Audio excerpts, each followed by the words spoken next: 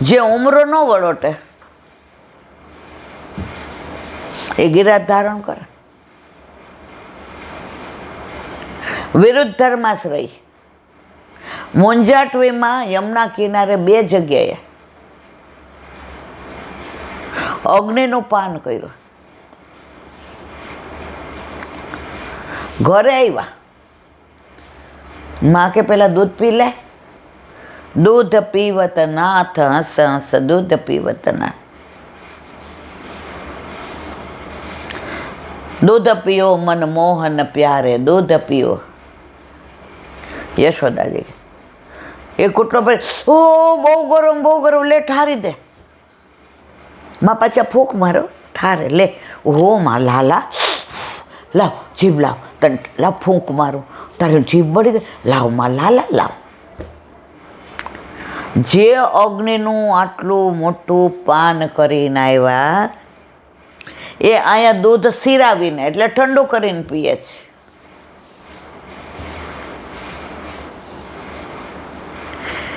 આ લીલા બધી આપણો ગોપાલ જ કરી શકે. વિરુદ્ધ ધર્માશ્રય.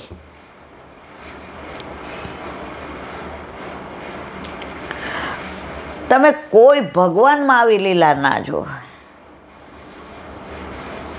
આ કયો ભગવાન ખબર છે? આપણા ઘરે આપણા માથે બિરાજતો આપણો ઠાકોરજી. આ કોઈ આકાશમાંય નથી ને યશોદાનંદજીને ઘરે નથી. એના ઘરે એનો લાલો છે. આજે છે ત્યાં આજે એ જ થાય, નંદ ઉત્સવે થાય છે. પણ આપણા ઘરે બિરાજે છે ને એ આપણો એ જ છે. એ નંદ આત્મા છે, આપણો આત્મા છે. એના ને આપણા ઠાકોરજીમાં કોઈ ભેદ નથી. આ ભાગવત છે એ આપણા ઠાકોરજીનું જ છે માટે એની લીલાઓ છે. પણ એ મચલતો નથી ને એટલે તમે એવું માનો છો કે ઓહો ઠાકોરજી કે જ્યાં સુધી મૂર્તિમાન ત્યાં સુધી રવા દે. પણ સાક્ષાત છે જ.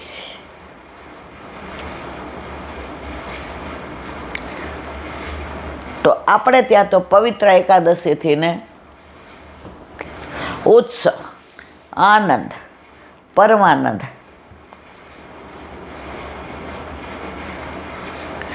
જે મિશ્રી અને દૂધ ધરાવે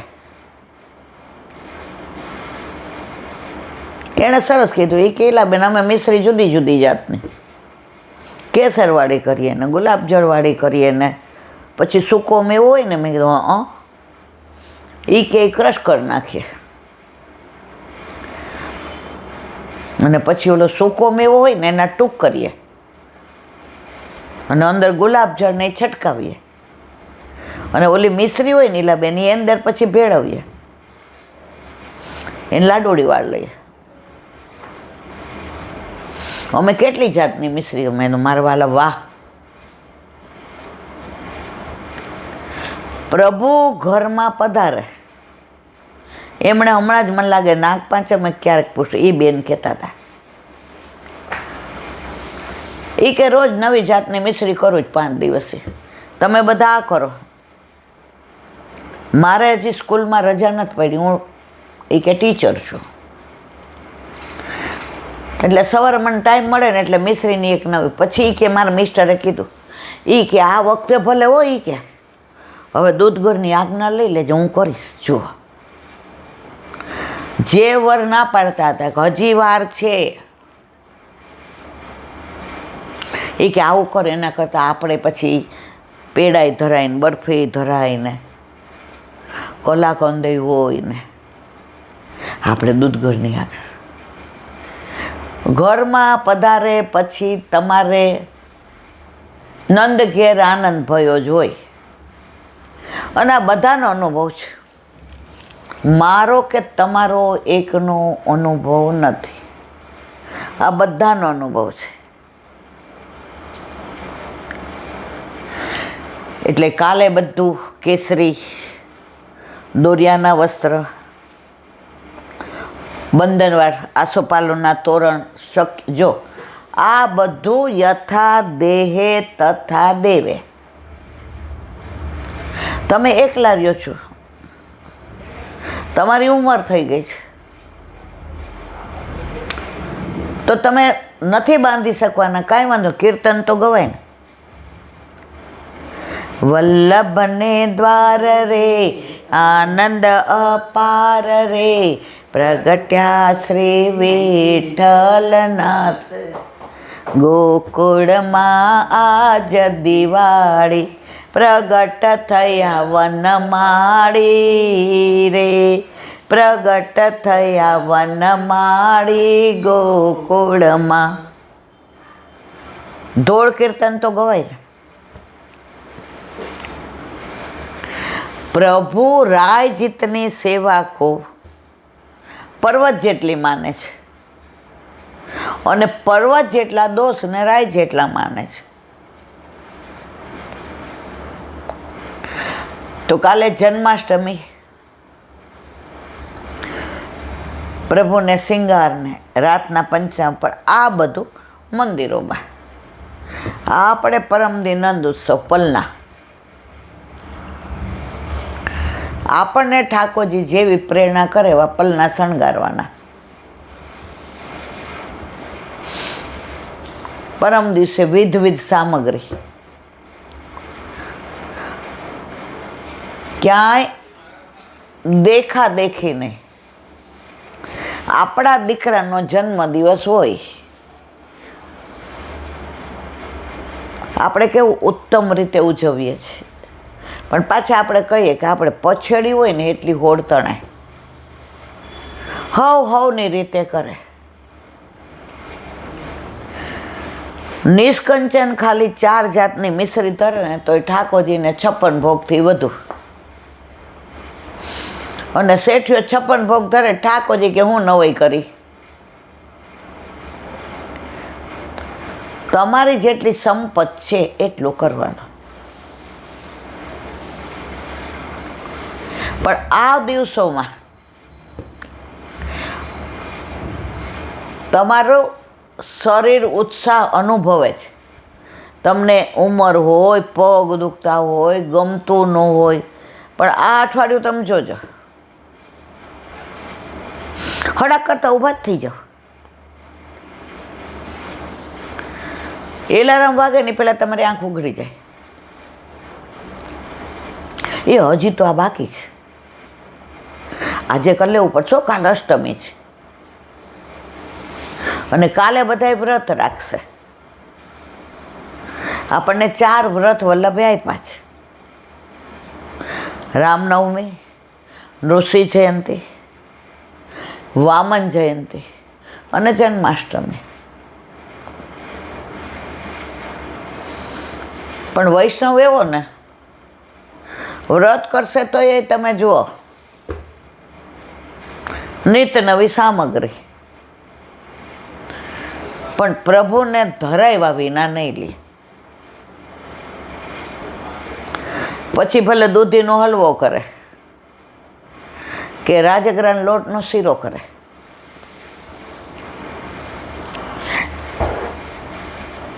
એક વૈષ્ણવ કે રાજગરાના લોટના શીરામાં એલાબેન એવું થયું. મેં શું થયું કો મારવાલા? એ કે નવા નવા ઠાકોરજી પુષ્ટ કરાવ્યો હતા, એટલે પછી એમ થયું કે દૂધમાં. હવે એ કે મારા દેરાણીને અમે ભેગા રહીએ. એ કે ભાભી દૂધમાં તો લોંદો થઈ જાય હોય, કે શીરો ન કરાય, એ તો જલમાં જ કરવો પડે.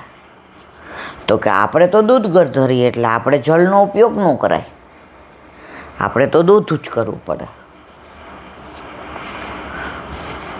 એટલે એના સાસુ નહોતા, વ્રજમાં હતા.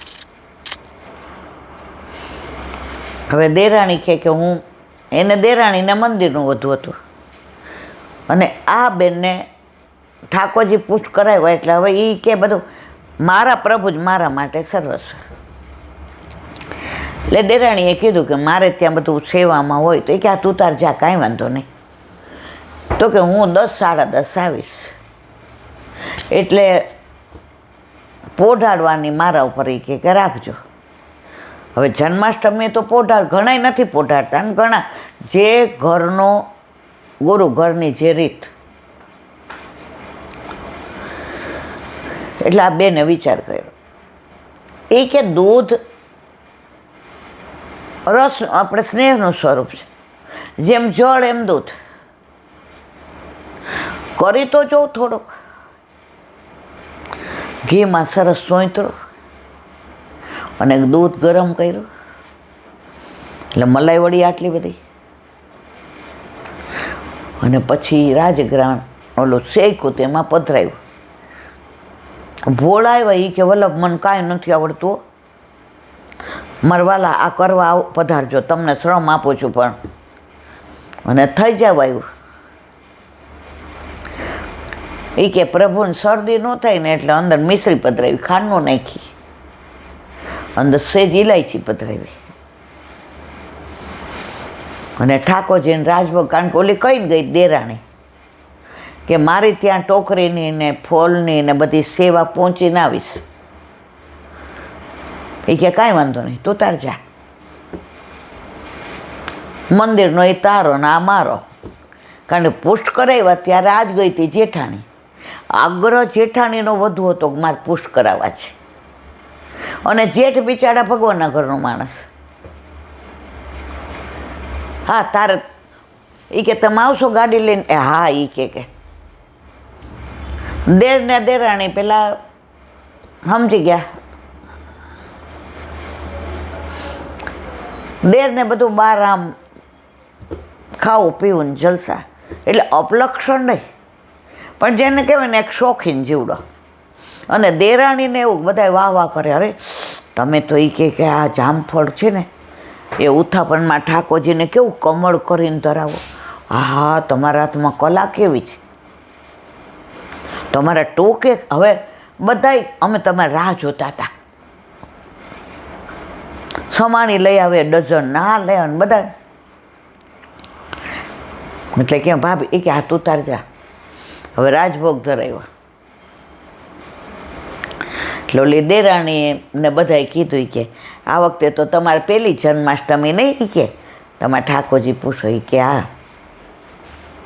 એ કે હાલો રાજભોગ સરાવ્યો હશે, કારણ કે સેનની સેવા જ મેં કીધું હતું, કારણ કે મારા અહીંયા હોય ને પાછું, અહીંયા મારું ન હોય, બધી ધ્યાન રાખ. મેં કે બધા ક્યાં? તો 4-5 જણાને લઈને આવ્યા. હવે દેરાણીએ ખબર હતી કે આપણા ઠાકોરજીના દર્શન કોઈને કરાવાય નહીં, એટલે એણે તેરો લઈ લીધો હતો. બધાને બેસાડ્યા, પછી ઓલું કઢેલું દૂધ હતું, આ શીરો હતો. એટલે દેરાણીને પૂછ્યું, એ કે દેરાણી થોડીક જબરી હતી, આ ઢીલી હતી પણ બહુ ભાવવાળી. તું તાર બેસ, બધા તું તાર બેસ, હું દઉં છું. બધાને દૂધ આપ્યું, અને આ શીરો ને તળેલા કાજુ દ્રાક્ષ ને બધું આપ્યું. શીરો ખાઈને બધાએ કીધું, ભાભી અમે તો દર 11 કરીએ છીએ,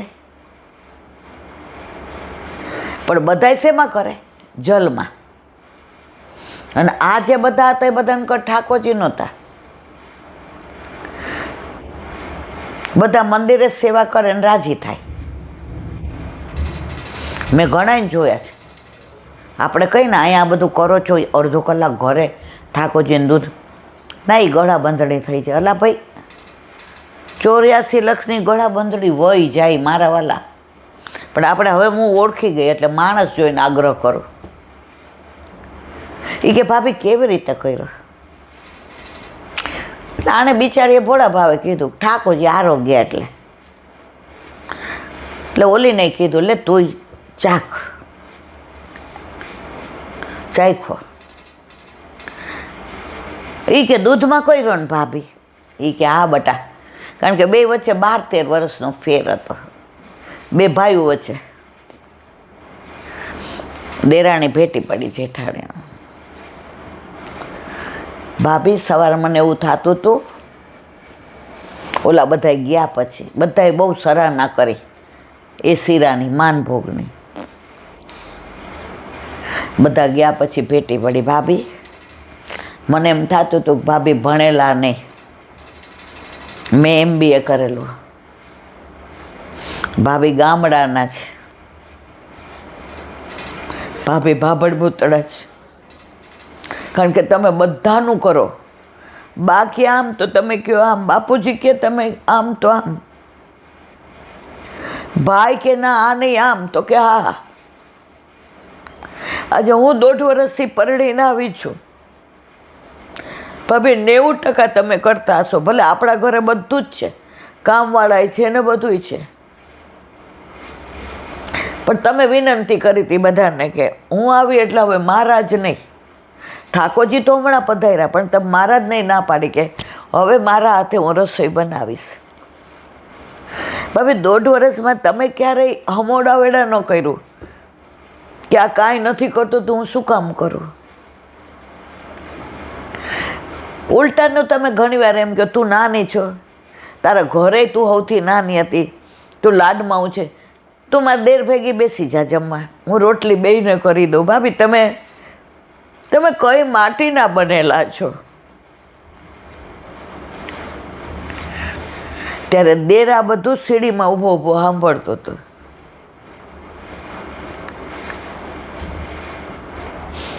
એ કે સાંભળ, ભાભીના ઘરે 8 આમની સેવા છે, એના દાદી ને પરદાદી વખતની. એટલે ભાભી સંસ્કાર લઈને જ આવ્યા છે. આજે તું તો 1.5 વર્ષથી આવી, મારાના ભાઈ વચ્ચે આટલો ફેર, પણ ભાભી આવ્યા ત્યારથી ભાઈ એને પૂછે તારે કાંઈ લેવું છે, તમે હા પાડશો ને ત્યાં ઠાકોરજી પુષ્ટ કરાવશો. મેં ભાભીને 15-17 વર્ષથી આવે, આ એક શબ્દ મેં ભાભીના મોઢેથી સાંભળ્યો છે.